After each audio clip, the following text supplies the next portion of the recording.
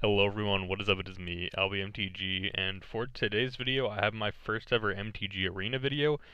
This is just kind of going to be more of an experiment nonetheless. It's going to be more of just seeing if I have the potential to possibly do Arena content in the future. I don't play a lot of Arena. My my level, you can see, I think I still have it up here, is like beginner. I'm the very basicest of basic players when it comes to Arena.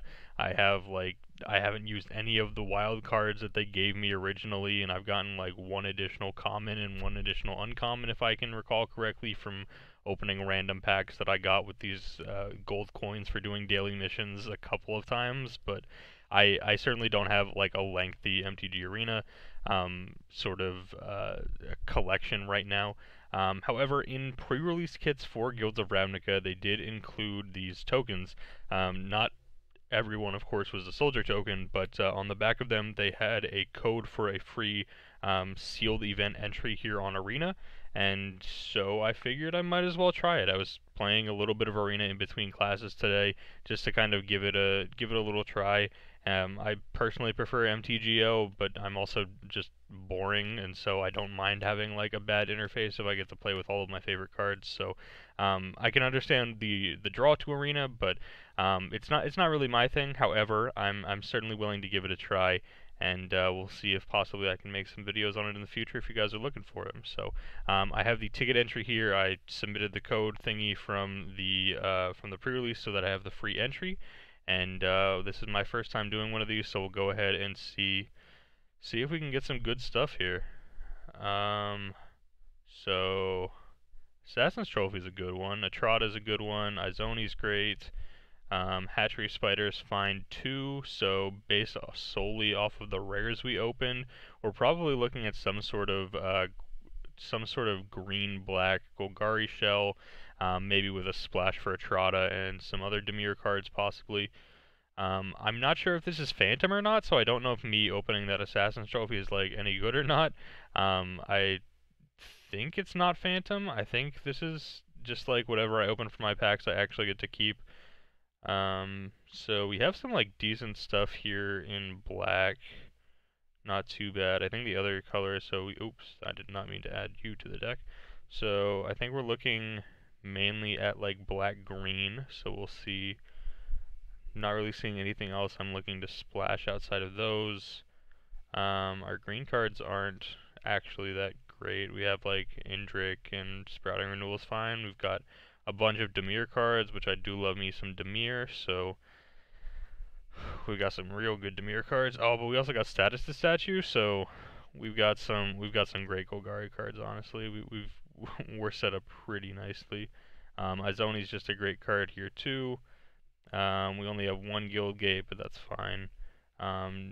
Double the Muir Guild Gate could potentially mean if we wanted to splash like Atrata and Artful Takedown, we could do so. We could also play Discovery too, since we can cast the front hand side for just a black mana, since we're going to be in Golgari. So aside from that, I think we definitely didn't open up enough stuff in red, and our black cards are just like, they're reasonable. The blue cards, nothing stands out too much. Triple Watcher in the Mist is kind of disgusting, but also double Murmuring Mystic is a little disgusting as well. So that's pretty solid there from those. But aside from that, the other cards just weren't great. And in white, double Luminous Bonds is nice, but again, aside from that, nothing too crazy. So I think I'm gonna start by trying to put together a Golgari deck. So Poisoner, double Burglar Rat, Child of Night, Severed Strands, Blood Operative, Plague Crafter. We're basically just putting in, actually like all these black cards we opened are like reasonably playable, so they basically all just get in the deck for now, and then we'll cut things later on. I'd rather not play Vine. Beetle's fine though. Hitchclaw Recluse is more of a sideboard card in my opinion. Foragers is fine. Oh, I didn't even realize that we had double Indrik too. I thought it was only one, so double Indrik is quite nice. What do we have? Double Bat, so we'll throw in one of these. Sprouting Renewal's fine. Like, it's not great, but it's okay. It's not really something I'm, like, hopeful for. Hatchery Spider also, just like, this is yeah, it only finds us green permanent cards. I guess realistically it's probably finding us something. If we have Beetle, we have 2, 3, 4, 5. We have 5 targets for it. 5 targets isn't too bad. I mean, it's not great, but maybe we're not even gonna end up playing the Spider. Like, Spider's fine, but like, I'd rather just play Discovery and then throw in Atrata. Oh, what happened? Throw in Atrata and like Artful Takedown, because those cards are fantastic. And then we also get to run. Oh yeah, we still have all of these cards too. So we have Izoni, we have Status Statue, Find Broker. Like, we probably still just play Trophy anyway. It gives us a way of dealing with Planeswalkers. Yeah, it's not the worst. It's just like the best removal spell. Not good in the early game, but fine in the late game. Undercity Uprising. I don't know. Is there a way to? Again, my unfamiliarity with MTG Arena is probably going to cost me here. I don't know if there's a way to separate the deck by spells versus creatures. I guess that can just like get in for now, but I don't know if there's. What does this do? Advanced filters. That's not what we're looking for. Those are how we get to wild cards. Yeah, I don't know if there's an option for me to just like. Oh, I guess our curve is up here, but will this show me? Yeah, okay, this shows me. Okay, sweet. So 21 creatures, 6 non-creatures so far. So we're gonna have to cut down specifically on the 4-drops for sure. That's significantly too many 4-drops. The 1, 2, and 3s are fine.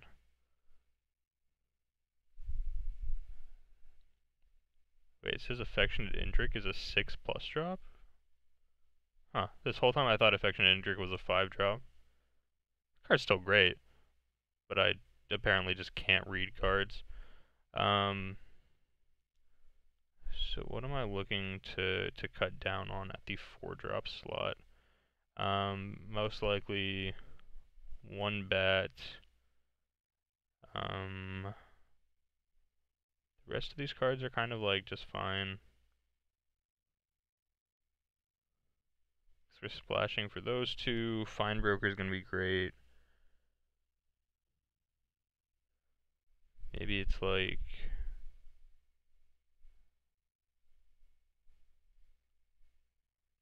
Kind of like that card, and that card's fine.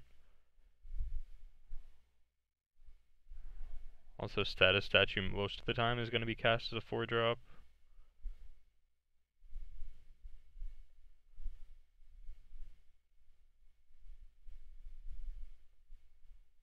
And looking at our mana base seems okay.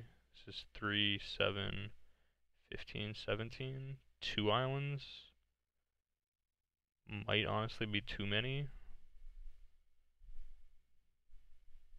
I don't know, with the way Arena works, it's possible that it's not. Also, for multicolored spells, give me a second. We have 1, 2, 3, 4, 5, 6, 7, 8 multicolored spells. That means I probably want to play the Monument, but then this is another 4-drop. So, what other 4-drops am I cutting? Because like our 4-drops are all just so good. Maybe Undercity Uprising. We have like we've got great creatures. How many non-creatures did it say we had? 6.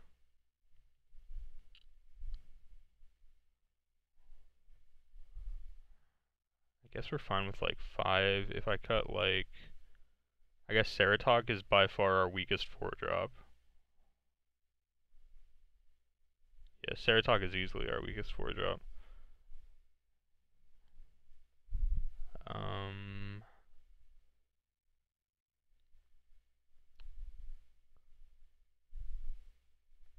Also, we do not have enough green sources. This is not enough green sources.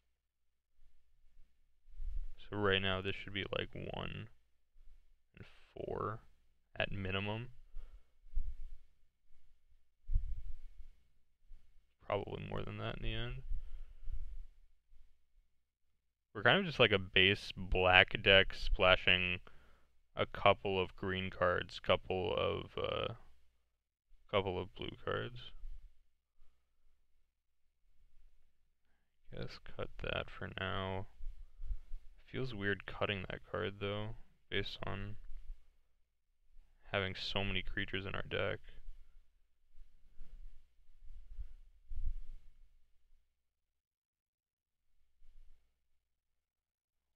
One of those.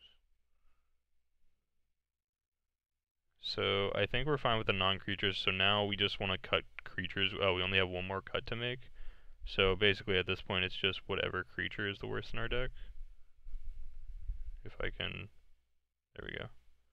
So Poisoner's fine, Rat's fine. Beetle's not great, but it's fine. I'd honestly just be like the Forgers.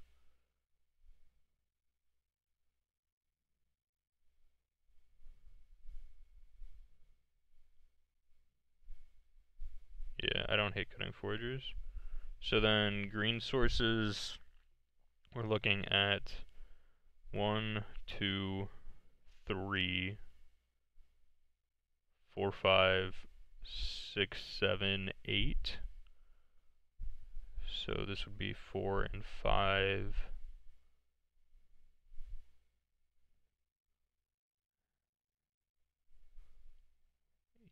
5, 1, 2, 3, 4, 5, 6, 7, 8, 9, 10, 11, 12, 13, 14, 15, 16, 17, 18, 19, 20, 21.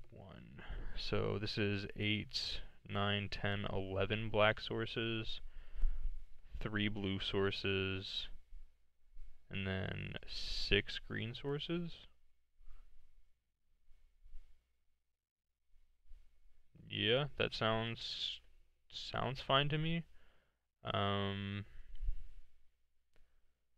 Don't think we're splashing for Guildmage. Guildmage is fine, but not the kind of card I'm looking to splash for.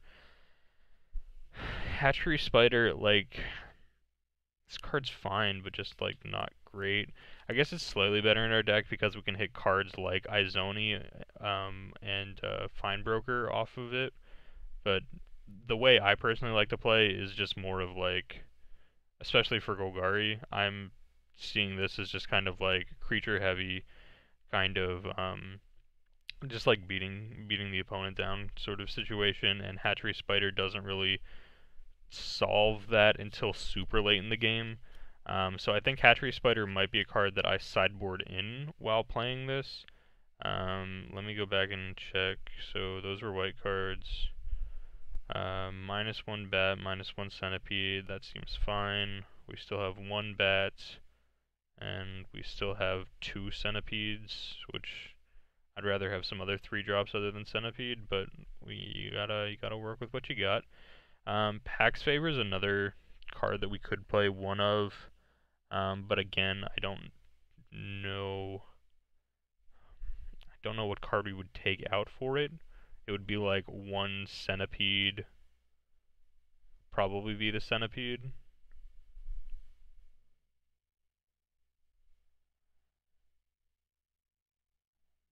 Yeah.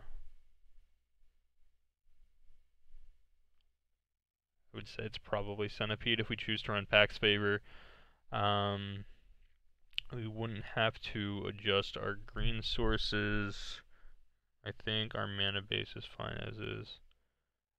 So yeah, I think maybe I'm just bringing in Pax Favor against the, despite having a Selesnya symbol here, I honestly like Pax Favor less in the Selesnya decks. You're usually turning a 1/1 into a 4/4.